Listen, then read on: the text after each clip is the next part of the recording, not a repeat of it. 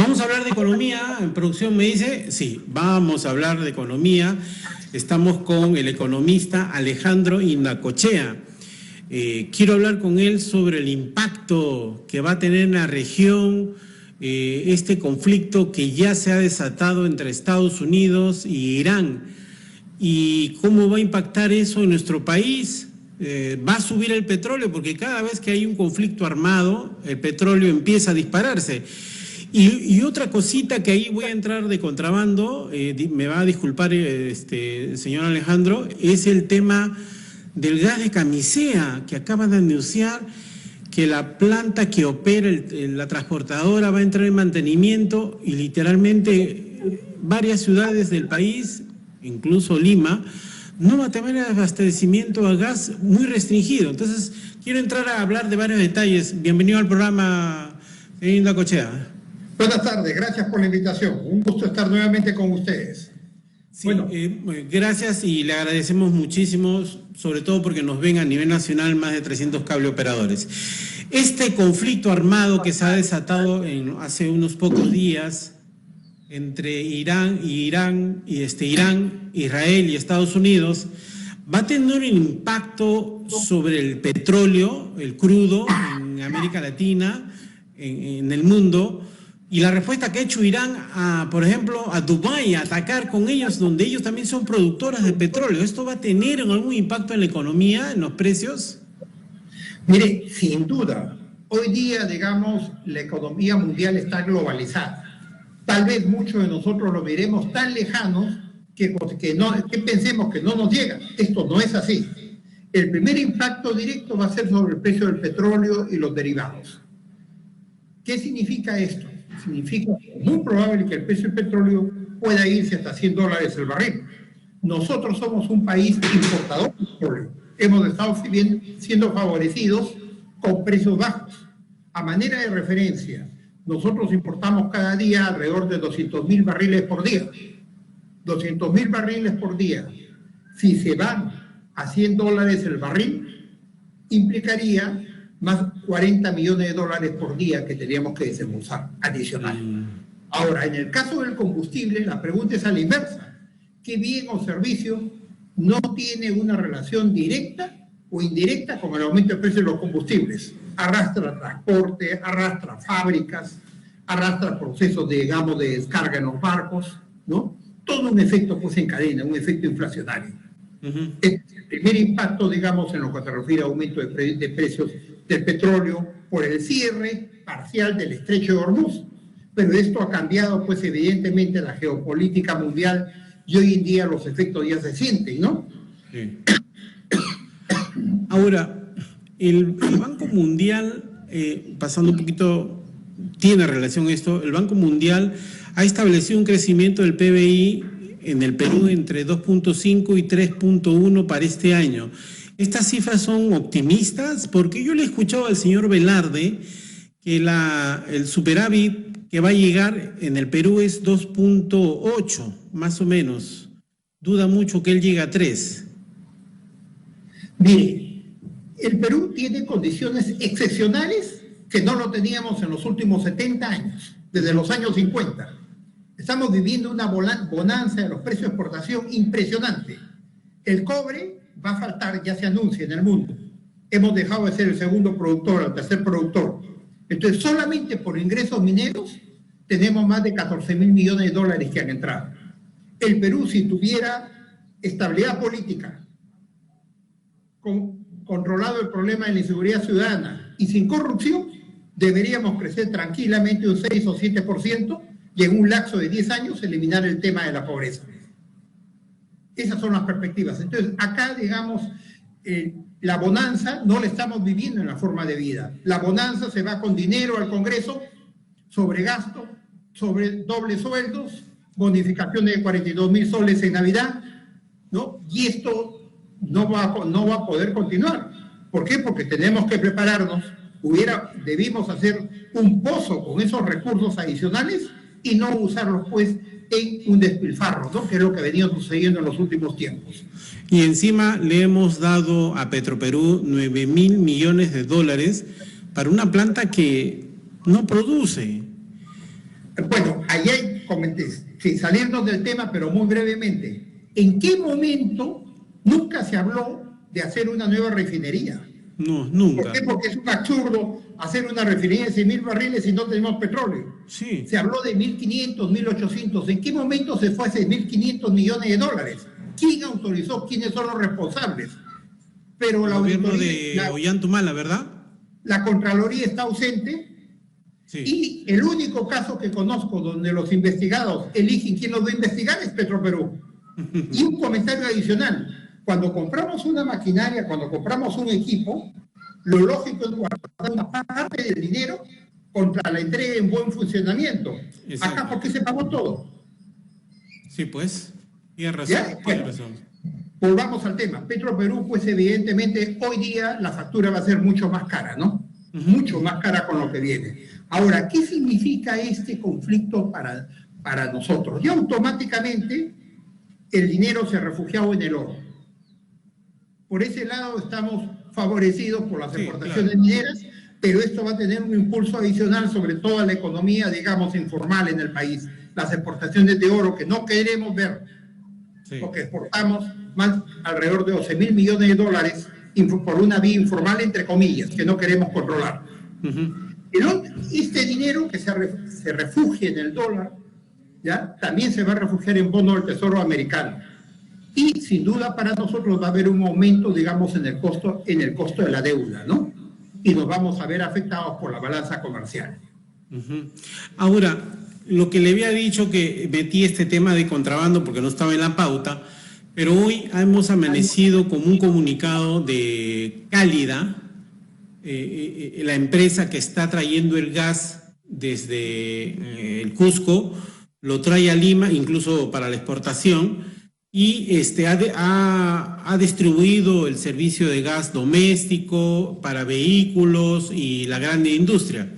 Debido a una falla técnica, yo tengo acá el comunicado, un mantenimiento que están ahí, dicen, asimismo, de acuerdo a la resolución 20-26 del Ministerio de Energía y Minas, dice, estamos restableciendo los mecanismos para el despacho del gas natural, priorizando el suministro al consumo residencial y comercial, asimismo al transporte público masivo, que no incluye la priorización a vehículos de carga, vehículos livianos o como taxi, custom, mototaxis y otros. O sea, vamos a tener parada por 2 días prácticamente restringido la movilización de algunos autos porque no encuentran gas. ¿Esto cómo podría impactar? Bueno, va a implicar, digamos, esta es la falta de previsión en el país. Exacto. Había el proyecto de hacer un gasoducto complementario, no que dependamos de uno solo, como hoy en día. Y hoy en día, pues con todo el traslado que ha habido de la matriz energética hacia el gas, va a tener pues sus implicancias, ¿no? Desabastecimiento, efectos, digamos, en lo que significa el transporte, en parte, ¿no? Que ya está de por sí afectado. Ahora, quisiera insistir, ¿qué perspectivas, qué vemos más adelante? El primer mensaje es que no lo veamos tan lejano el conflicto. Esto afecta a nivel global a todos. Va a afectar en el consumo, en todo lo que importamos. ¿Esto de qué va a depender? Va a depender de la respuesta de Irán, no solamente contra Israel, sino contra el resto de países. Cómo se maneje Irán internamente también. Cómo se estructure, digamos, Irán, porque no es tan sencillo como lo señalaba el presidente Trump, de decir, bueno, ya queda acá y organice internamente. Sí, claro. Y el otro aspecto es cuál va a ser la respuesta de Rusia y China, porque con esto China tiene el 20% de su abastecimiento cerrado. Adicionalmente le sumamos el desabastecimiento de petróleo venezolano, evidentemente es uno de los países más afectados, ¿no? Entonces hay interrogantes sobre qué puede venir más adelante, ¿no? Ahora, en el tema, ¿cómo va a impactar en el dólar, en el país? Si bien es cierto, hemos tenido una moneda bastante controlada por una labor excepcional que hace el BCR, pero ¿esto podría elevar algunos puntos en el dólar? Bueno, esto, hay lo que se llama en economía un vuelo al refugio, un vuelo a la calidad, ¿ya? ante este problema que ya hay baja en precio de las acciones, la suba del precio del petróleo, el dinero tiende a refugiarse en bonos del Tesoro americano y en el mismo dólar, ¿no? Muy probable que tenga un refugio de esa forma. Y esto evidentemente afecta a nivel mundial. O sea, muy probable que también veamos un reajuste en el precio del dólar, ¿no? Pero con nosotros el efecto directo más contundente es en la importación de combustible, que tenemos que preguntarnos qué bien o servicios directo o indirectamente no depende del transporte, y el transporte depende del combustible. Entonces, hay que estar atentos en los próximos días a ver cómo se mueve este tema. Y las autoridades, sobre todo los congresistas, que no se emocionen porque están promoviendo otro retiro más de las AFPs. Antes que ellos se vayan, quieren aprobarlo. Bueno, hay que controlar el monstruo. Sí. Al monstruo hay que controlarlo. Por eso eligieron pues a este señor Balcázar. Sí, sí. ¿No? Y la ministra de Economía le he visto una mutación impresionante. ¿Cómo ha cambiado la ministra? Sí, sí. Ahora sí ceden todo, cuando yo tenía otra impresión en aquel entonces, ¿no? Cuando era la técnica todavía, no la política. Tenemos peligros externos y peligros internos. Peligros externos porque hay una crisis global. Y el enemigo interno lo tenemos en casa. Es un Congreso populista que dio leyes a favor de la corrupción, la famosa ley Soto, colaboración eficaz, que son leyes totalmente, digamos, ilegítimas, que van contra el bien común para proteger a la delincuencia. Y hoy en día el despilfarro que vive el Congreso, ¿no? Porque como eligieron un tribunal constitucional a su antojo, derecha e izquierda, todos son iguales. No me vengan a decir hoy día que eso es de la izquierda, los comunistas. No, no, señores, todos iguales. Cuando había 42.000 soles, cuando había doble remuneración para generales y almirantes, todos votan al de conjunto. Entonces, acá tenemos que tener cuidado. Hay que frenar el monstruo interno que tenemos en ese Congreso, porque realmente en una época que se está complicando el escenario mundial, hay una gran irresponsabilidad interna para el manejo de las finanzas de parte del Congreso, ¿no? Y creo que tenemos que estar alertas, porque ellos creen que la reelección, sí, el ciudadano de la calle, nos vamos a olvidar lo que han hecho en 5 años. Exacto, exacto. 5 años que son Alianza para el Progreso, Fujimorismo, Renovación Popular, hay que tenerlos bien identificados. Y hoy día quieren repartir lo poco que les queda a la gente de las AFPs con un sentido netamente populista, ¿no? Exacto. Hay que interesa nada más, ¿no?